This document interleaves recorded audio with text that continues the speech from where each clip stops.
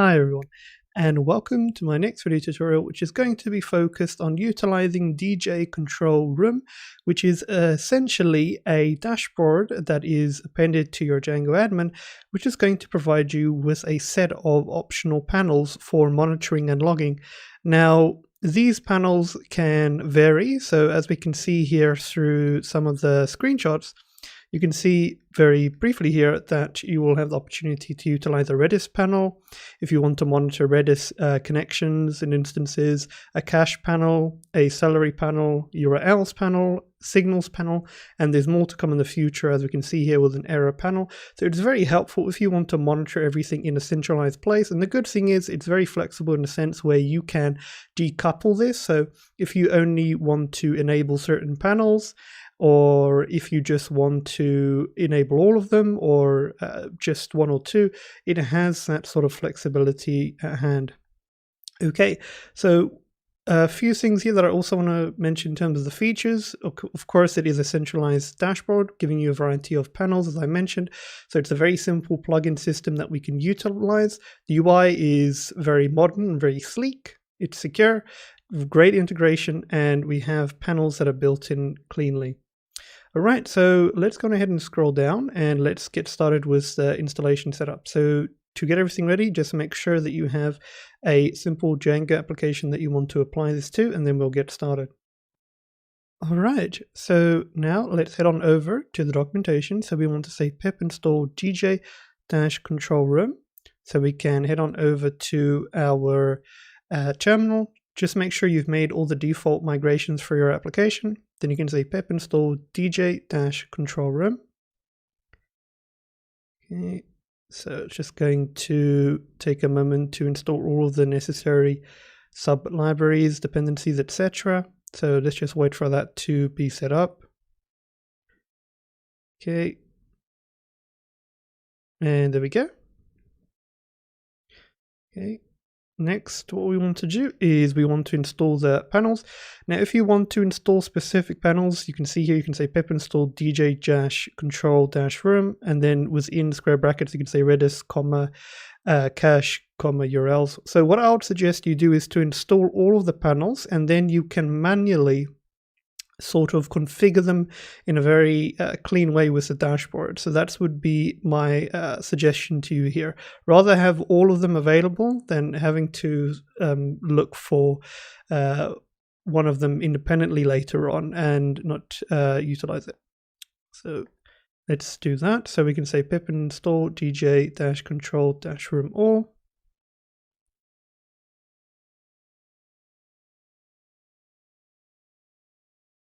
Okay, so let's just wait for that to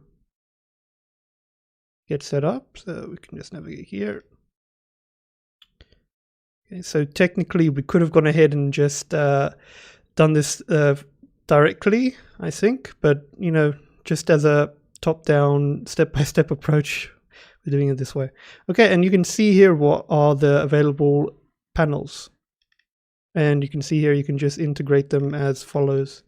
Okay, now we can go ahead and add everything to our list of installed apps. So what we want to do first of all is add in the shared core library here. So DJ control room base, and do take note here of the position. So we'll copy this. And we can go to our settings.py file. Let me just zoom out a bit here.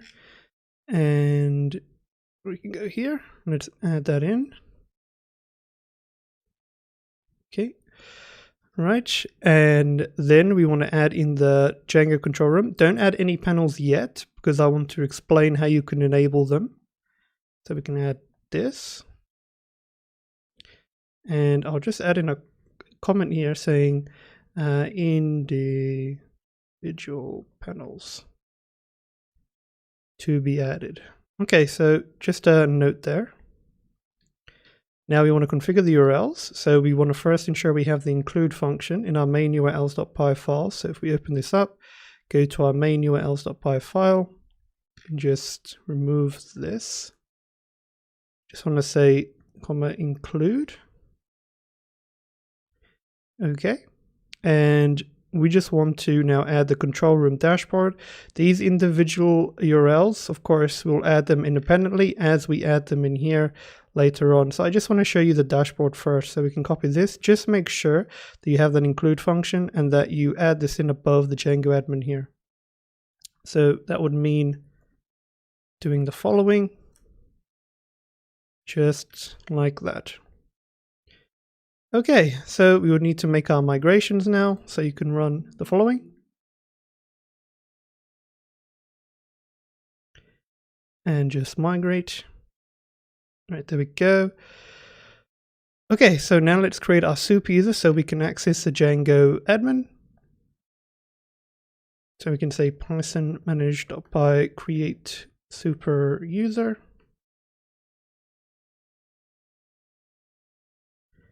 Okay. And just add in those details. And now we can run our server and access the Django admin panel. Right, great. Now let's head on straight here and say /admin. And let's go ahead and enter in our credentials now. All right, so once you've entered in your super user credentials, you can log in to the Django admin. All right, and here we go. We can see the list of panels that we have. Let's click on our dashboard. And this is what I mean here. So we have the ability now to set up each of these panels. We can see the Redis panel, cache panel. So if you want to monitor these tools, you can go ahead and configure them first. Then of course you can investigate further.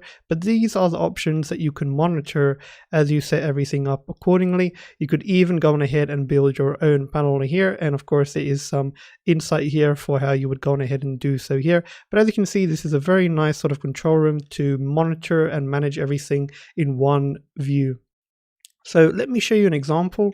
Let's say we want to look at the URLs panel here to inspect and search our project's URL patterns. Remember what we did was we went on ahead and installed everything. As you can see here, we used the all option here, but we didn't go ahead and add in any panels here. So that's the reason of what I mean here. So the good thing here is if you go to your admin and let's say you want to configure a URLs panel, you can say configure. And it's going to, of course, give you information of what's included and everything that you can benefit from it, as we can see here. And you can see here it's very dynamic in tracking the status. So we installed all of the associated libraries. So here you can see it detects that we've already installed the package. We just haven't set it up. So you can technically see some guidance here of the steps you need to do. So if I were to now add this DJ_URLs panel now, I can go to my settings.py file, and here where that comment was, I just add that in like that. And all I need to do, you'll see it will reload. And if I just refresh here, we can see it dynamically can check what you're doing. Now we want to add URLs to the urls.py file, so we can copy the following, go to our URLs, and of course we can just go and add this in. I think we added in, let's see where the position was. Above, yes, we add this in above, and you just want to add it in like that, so just above the control room option there. And if we refresh, we can now see it's been added, and we can just restart and visit the admin to see it. So if I go to say home, should I say, dashboard, and scroll down, we can now see it's been installed. In other words, this basically means it's been set up. So we can now view this panel, and we can check a whole list of the total URLs, the name URLs, and the namespaces, and we can see all of them in place. We can also adjust here if we have namespaces within our application. For example, the default admin, if we say search, it's going to filter it down to us and give us information in the pattern, name, view, and the namespace. So that is, for example, for the URLs. Now, let's say we want to also set this up for Django signals. We can say configure. And of course, we can see what's included. We can see what we need to set up. So again, you just want to add in the associated apps in the URL.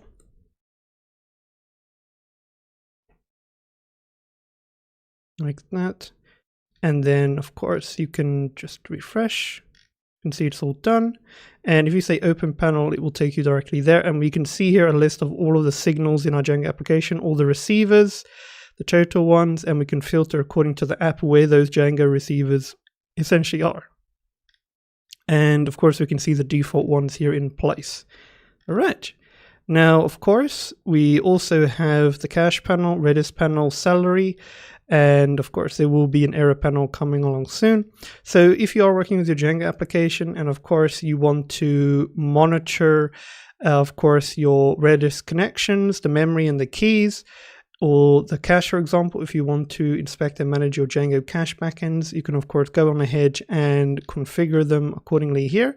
But of course, you would need to make sure that you actually have the associated logic in place here. So you need to have a Redis instance or backend, or a cache instance and backend within your Django application, I presume, for the control room to give you the valid information in place. I know Django will have a default cache here set up. So if I were to go ahead and configure it, you will see that default information will be given to us.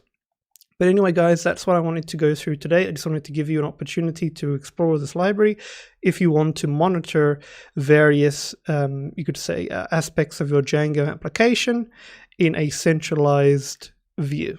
All right, so that's it, guys, for this video tutorial. As always, thank you for the support, and I'll see you next time. Goodbye.